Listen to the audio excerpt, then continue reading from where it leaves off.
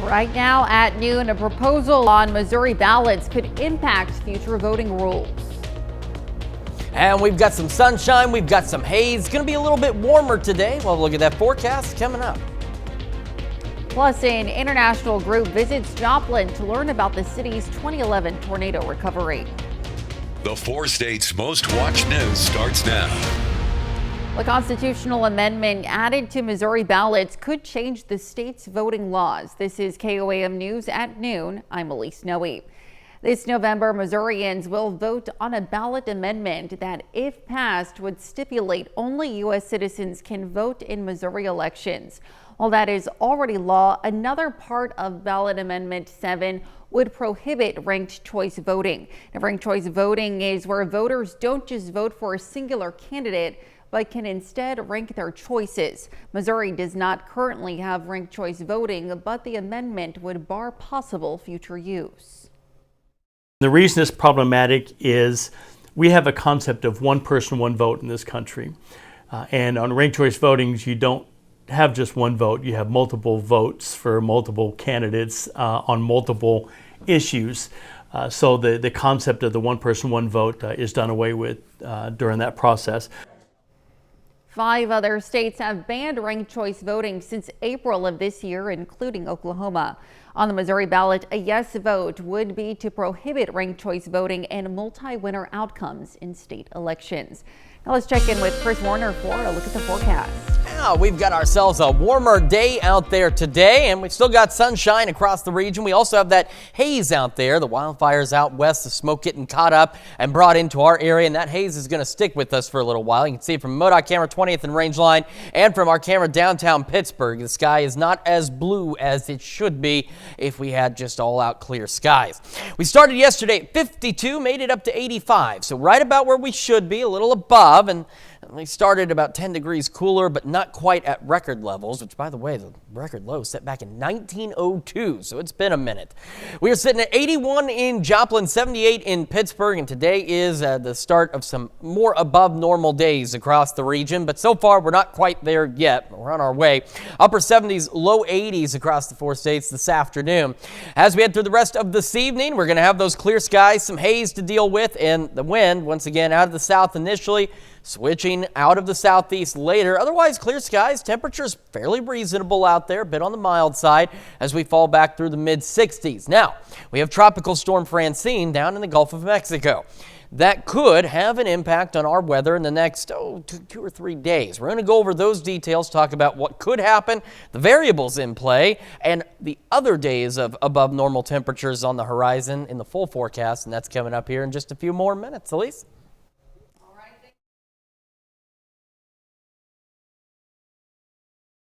Well, the Parsons Police Department makes an arrest in a kidnapping case. On Sunday, authorities responded to a robbery at Canterbury Inn, where a suspect with a yellow bandana and an AR-style rifle allegedly stole $475 and kidnapped a female victim. The suspect was later found at a residence on Deer Street, where the victim was rescued. Now, the suspect faces multiple charges, including aggravated assault and robbery, with a $75,000 bond set. The investigation is ongoing. Parsons police ordered the Parsons Middle School to shelter in place yesterday after a report of gunfire close to the school. The report says the gunfire near 28th and Crawford, where the shelter in place order was after school had been dismissed yesterday afternoon. Now, no injuries were reported and no children were involved. Authorities say an adult pedestrian was the target. Last Thursday, we reported on a young woman who survived a fall near Mother Nature's crack. Now, last night, a 50-year-old man fell at the same spot just after sunset. Firefighters arrived around 7:40 p.m. with a rescue boat also dispatched. The man was injured, but rescuers stabilized him for transport to the hospital. His injuries are currently unknown.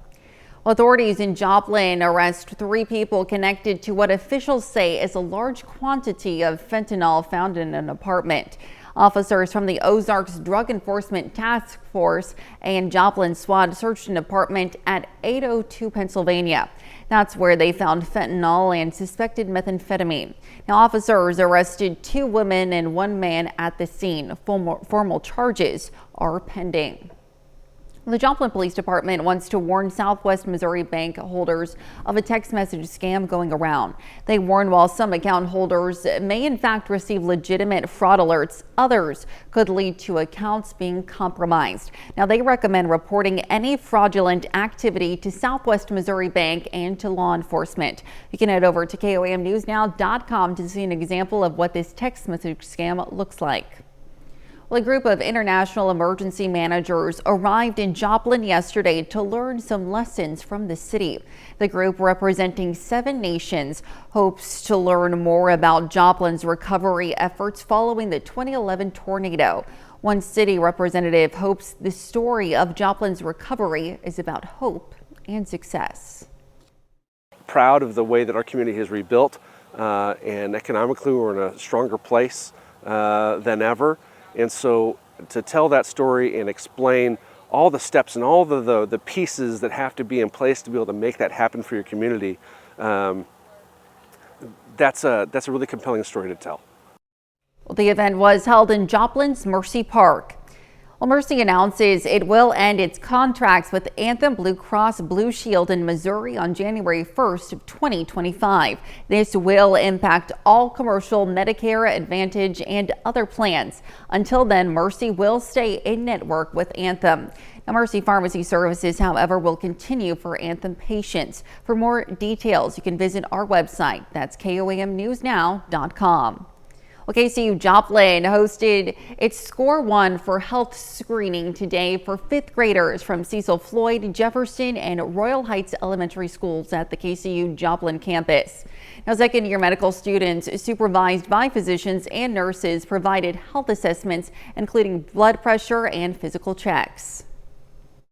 This is a great opportunity for them. But it's also a great opportunity for our kids too in the community. So it's always been called a win-win because our students are learning and the kids are learning, and the kids are also receiving a very good basic health assessment. Score 1 for Health offers free preventative screenings for children on both KCU and KCU Joplin campuses. Well, coming up, how a nonprofit in Columbus, Kansas is using grant money to provide bedding to children in need. And later, we're making sweet potato biscuits in the Mr. Food test kitchen. Well, a Kansas nonprofit that gives children essentials for a good night's sleep received a grant to help them better serve children in need. KOAM's Melissa Alexis has more.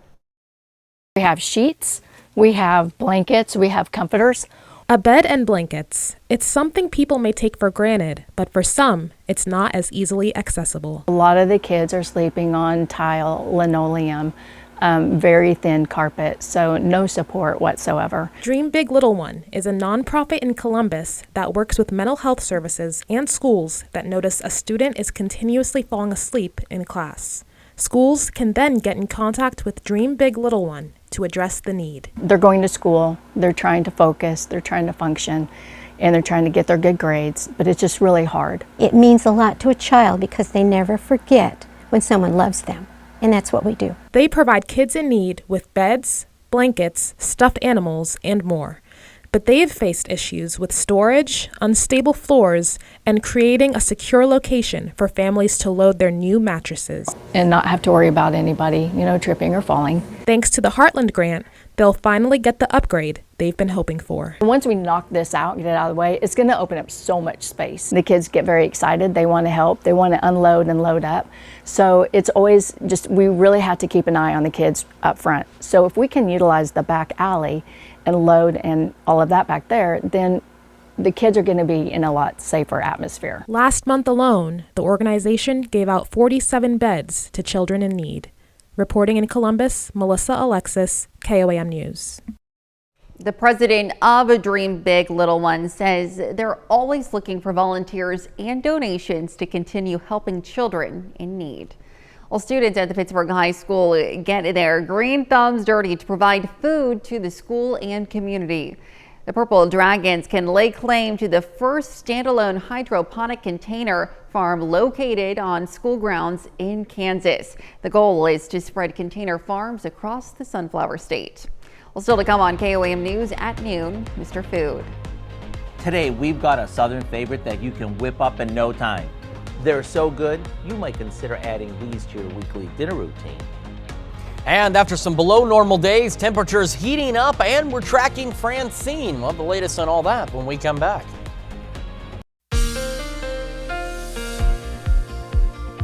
Welcome back to the KOAM News at noon. So we've got hazy skies out there again. That's from the wildfires out in the Great Basin, and that's going to be sticking with us for a little while. We'll talk about that. We're also going to talk about what we're expecting for the rest of today, tomorrow, and what we may or may not see from Tropical Storm Francine. So the future track as we head through the rest of today, not much out there other than the fact it's going to be warmer today. So we're going to go above average, but a little more so. And then as we head into our Wednesday, we'll be even more above normal as temperatures start to climb.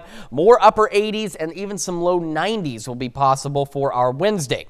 So now the question becomes, what happens with Francine? And that's where there's all the uncertainty, because we're still a few days out from Francine being even remotely close to us. So some of the model data suggests we may see a stray shower or two on Thursday. In fact, the future track here, you can see anything that's out there is very isolated. We do get some cloud cover, and we get the winds blowing in from the east as Francine settles further to our east.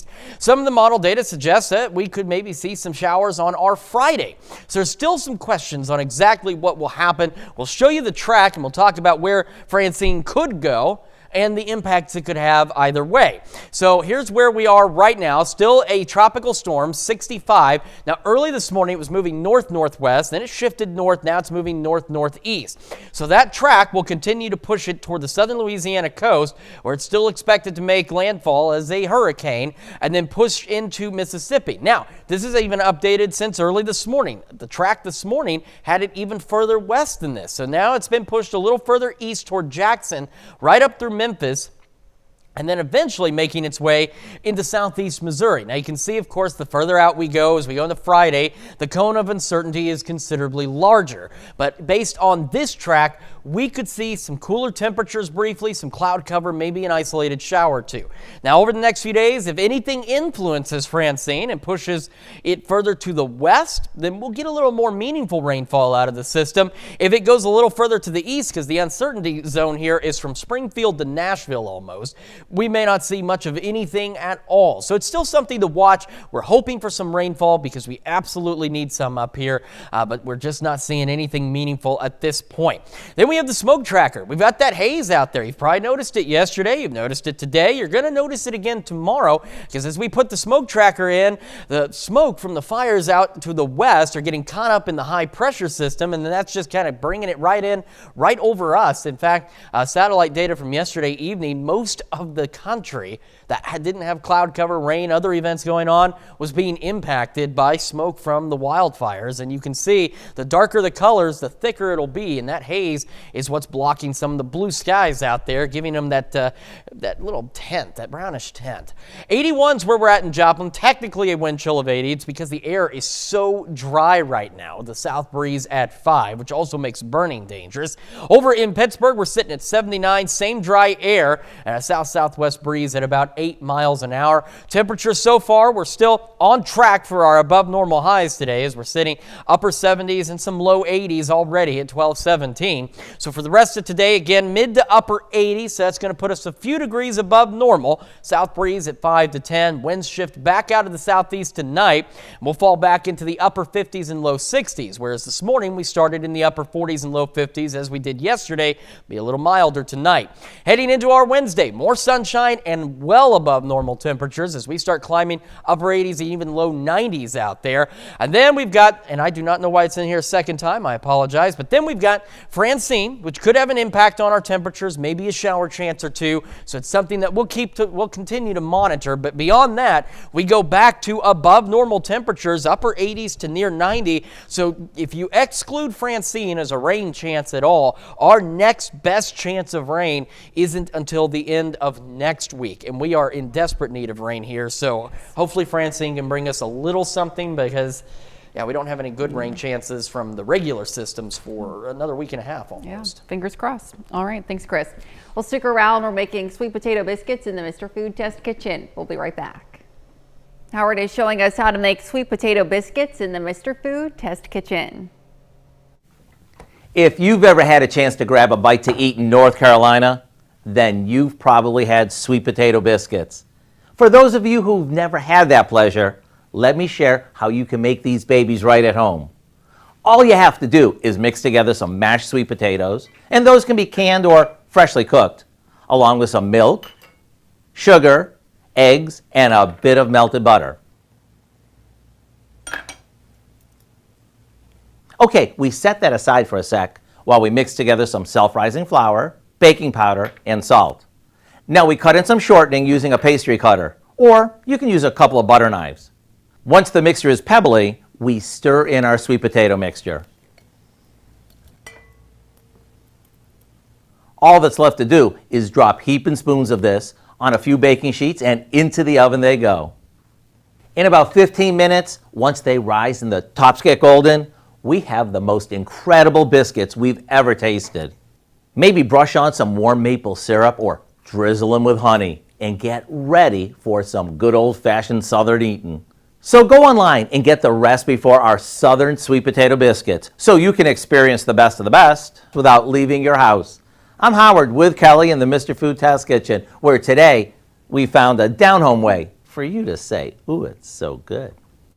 You can find this recipe on our website, KOAMnewsnow.com. Now here's a look at the 4-state market prices. All right, above normal temperatures begin today and really above normal tomorrow. Low 90s out there. Waiting to see exactly how close Francine gets to us, but could drop our temperatures a bit, maybe bring us an isolated shower or two. Heating back up through the weekend into next week. Next chance of meaningful rainfall not until the end of next week. All righty. Thanks, Chris. And Dowdy up first tonight. Lots coming up at 5. For starters, the wildfires in California press on. With 8 wildfires burning right now, the National Guard is helping nearly 2,000 firefighters tackle the line fire, which has forced thousands of people out of their homes east of Los Angeles. Plus, local and national pro-life organizations hold a joint news conference at the sidewalk of Planned Parenthood in Pittsburgh. And the Webb City Public Library hosts a series of healthy eating workshops. Join us for those stories and a lot more, assuming that I can keep my voice that long, on KOAM News at 5. And that's the news for now. Thank you for joining us on KOAM News at noon. We'll see you right back here at 5. Until then, have a great rest of your day.